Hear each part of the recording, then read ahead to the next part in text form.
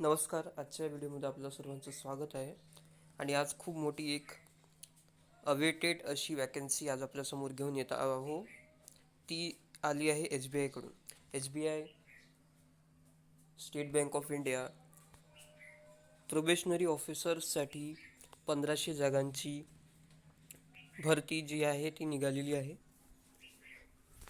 तर SBI PU म्हणजे probationary officers म्हणजेच SBI मध्ये मॅनेजर्स. तर ती ही ऑल इंडिया वॅकन्सी असते आणि ही 1500 जागांसाठी निघाली आहे. तर याच्याबद्दल आता आपण माहिती जाणून घेऊया.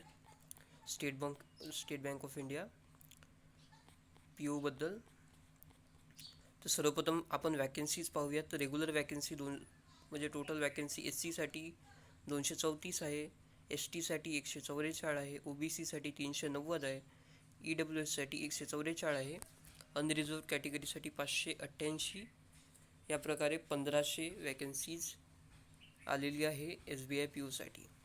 त्यानंतर अजून जे डेट्स आहेत, इम्पॉर्टंट तारीख आपण पाहून घेऊयात. त्यामध्ये ऑनलाईन रजिस्ट्रेशन जे आहे ते 18 जून 2026 पासून ते 8 जुलै 2026 पर्यंत राहणार आहे. पेमेंट ऑफ फी 8/7 पर्यंतच व्हॅलिड आहे. त्यानंतर प्रिलिमिनरी एक्झामिनेशन जी आहे ते ऑगस्ट 2026 मध्ये होणार आहे आणि त्याचं कॉल लेटर 2 ते 3rd वीक ऑफ जुलैमध्ये येणार आहे. फेज 1 याचं ऑगस्टमध्ये होणार आहे, फेज 2 सप्टेंबरमध्ये होणार आहे आणि फेज 2चा रिझल्ट सुद्धा सप्टेंबर किंवा ऑक्टोबरपर्यंत. आणि त्यानंतर सायकोमेट्रिक टेस्ट आणि इंटरव्ह्यू हा ऑक्टोबर किंवा नोव्हेंबरमध्ये शेड्यूल करण्यात येईल आणि याचा फायनल रिझल्ट नोव्हेंबर किंवा डिसेंबरपर्यंत येईल. त्यानंतर एलिजिबिलिटी क्रायटेरियामध्ये कोण फॉर्म भरू शकतो. तर त्या सर्वप्रथम आपण बघूयात एज क्रायटेरिया. वयाची अट काय आहे, वयोमर्यादा काय आहे. तर 1 एप्रिल 2026 पर्यंत आपण 21 वर्षाच्या खाली नसावं आणि 30 वर्षाच्या वर नसावं 1/4/2026 ला. म्हणजे जे 1/4/2005 च्या नंतर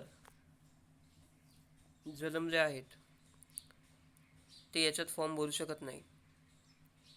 आणि 2/4/1986 या दरम्यान जर आपण येत असाल तर आपण फॉर्म भरू शकता. त्यामध्ये एज रिलॅक्सेशन आहे. OBC ला 3 वर्ष, SC ST ला 5 वर्ष आणि PWD ला 10, 13, 15 त्यानुसार एज रिलॅक्सेशन आहे. एसेन्शियल अकॅडमिक क्वालिफिकेशनमध्ये ग्रॅज्युएशन इन एनी डिसिप्लिन म्हणजे कोणत्याही शाखेतून पदवीधर असावा. ती इंजिनिअरिंग असू शकते, BCom असू शकते, BA BSc कोणत्याही प्रकारच्या शाखेतून आपण पदवीधर असलं पाहिजे. आणि ते केव्हा 30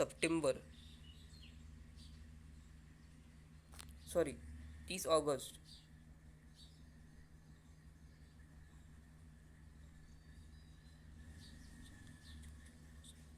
30 सप्टेंबरपर्यंत आपण 30/9/2026 पर्यंत ग्रॅज्युएशन आपलं कंप्लीट असेल तर आपण फॉर्म भरू शकता. म्हणजे जे आता लास्ट सेमिस्टरमध्ये आहेत आणि त्यांचा रिझल्ट 30/9/2026 पर्यंत येऊन जाईल असे सगळे लोक त्यामध्ये फॉर्म भरू शकतात. त्याच्यात CA CS अशा बॅकग्राऊंडचे लोक पण फॉर्म भरू शकतात.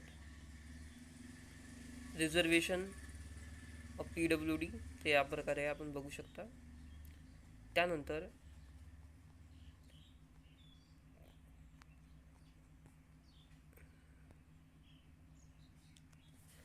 नंबर ऑफ अटेम्प्ट्स म्हणजे कोणत्या कॅटेगरीला किती वेळा आपण एक्झाम देऊ शकता. आणि हे मेन्सची गोष्ट आहे, प्रीची नाही.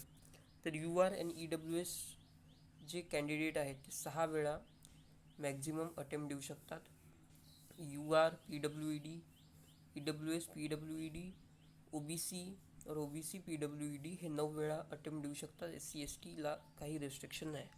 Candidate who have already appeared for maximum number of personal chances are not eligible to apply. Appearing in mains examination will be counted as a chance. जर तुम्ही प्री पास करून मेन्समध्ये जात असाल तर त्याला एक चान्स मानला जाईल.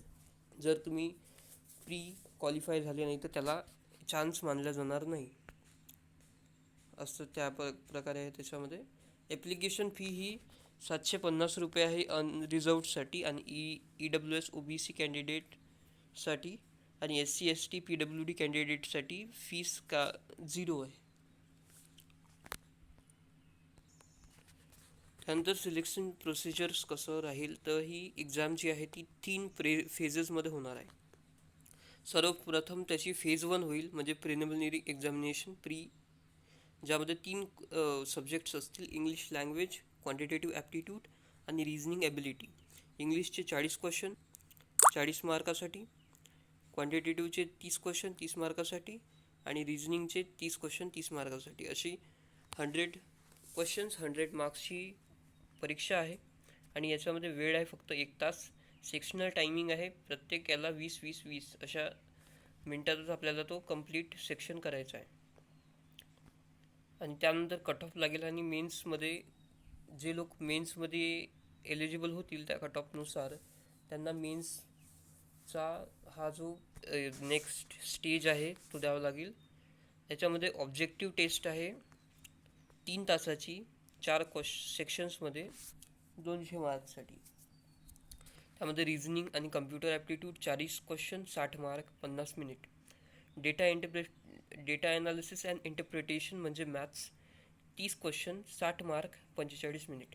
General awareness, economy and banking knowledge 60 question 60 marks 45 minute. आणि इंग्लिश लँग्वेज 40 क्वेश्चन आणि 20 मार्क्स. म्हणजे इथे इंग्लिशचं वेटेज जे आहे ते पूर्णतः कमी करून दिलेलं आहे आणि सगळ्यात जास्त वेटेज या सेक्शनमध्ये रिझनिंगला आणि मॅथ्सला दिलेलं आहे. त्यासोबतच आपला एक डिस्क्रिप्टिव्ह पेपर होईल ज्यामध्ये ईमेल्स, सिच्युएशन ॲनालिसिस आणि रिपोर्ट रायटिंग किंवा प्रिसिज रायटिंग असे 3 क्वेश्चन आपल्याला सॉल्व करायचे आहेत 30 मार्काचे 30 मिनटासाठी.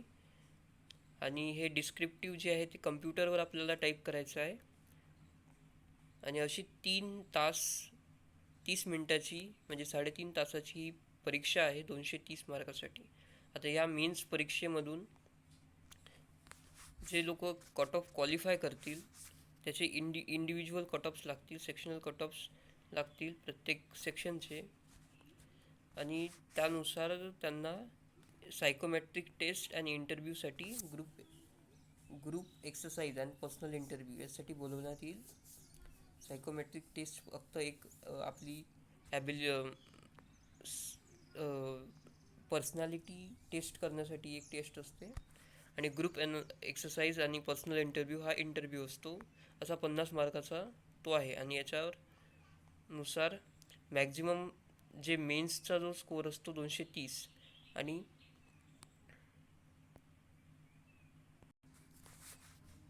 ग्रुप एक्सरसाइज आणि इंटरव्ह्यू आणि मेन्स एक्झामिनेशन याचा टोटल करून मेरिट लिस्ट तयार केली जाईल आणि त्याच्यातून जे लोक सिलेक्ट होतील, जे मेरिटमध्ये येतील त्यांना सिलेक्ट केलं जाईल. एक्झामिनेशन सेंटर्स हे सगळीकडे अवेलेबल आहेत.